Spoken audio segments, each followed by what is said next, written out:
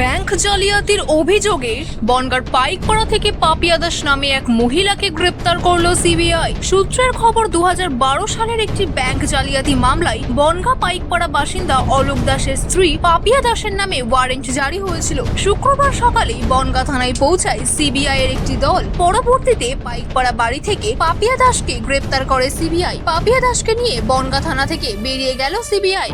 পরবর্তীতে পাপিয়া দাসের বাড়িতে গেলে তার স্বামী এই বিষয়ে কোনো প্রতিক্রিয়া দিতে চাননি।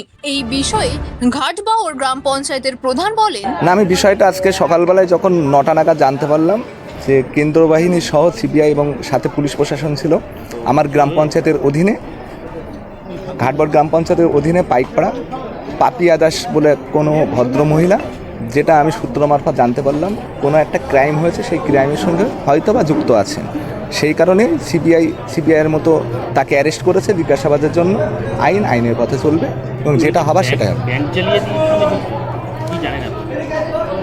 আমার কাছে যেটা জানা আছে সেটা হচ্ছে ব্যাংক জালিয়াতি না, যেটা আছে কোনো সমিতি বা কোনো কোম্পানির মাধ্যমে লোন দেওয়ার নাম করে কিছু ক্রাইম করেছে, এরকমটা আমার শোনা কথা।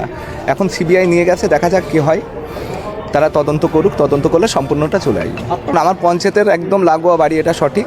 মাঝে মধ্যে উনি আসতেন এবং তার ব্যবহার দেখে মনে হতো নম্র ভদ্র, এবং ওনাদের একটা পরিচিতি ছিলেন যে আমাদের ঘাটবাউর পঞ্চায়েতের প্রভাবশালী, মানে যেটা বলা হয়, তাদের রিসেন্টলি ওদের আধিপত্য অনেকটা কমে গেছে এবং দরিদ্র সীমার নিচেই বসবাস করে। আপনার নাম? আমার নাম আনিসুজ্জামান মণ্ডল, প্রধান ঘাটবাউর গ্রাম পঞ্চায়েত। বিবৃতিতে প্রকাশিত মতামত সম্পূর্ণরূপে বক্তার নিজস্ব। এই বিবৃতির জন্য আমরা কোনোভাবেই দায়বদ্ধ নই। ডিসিএন নিউজ চ্যানেলের এই বিবৃতি শুধুমাত্র সাধারণ তথ্যের জন্য প্রকাশিত এবং এর সঠিকতা বা সম্পূর্ণতার কোনো নিশ্চয়তা দেওয়া হয় না।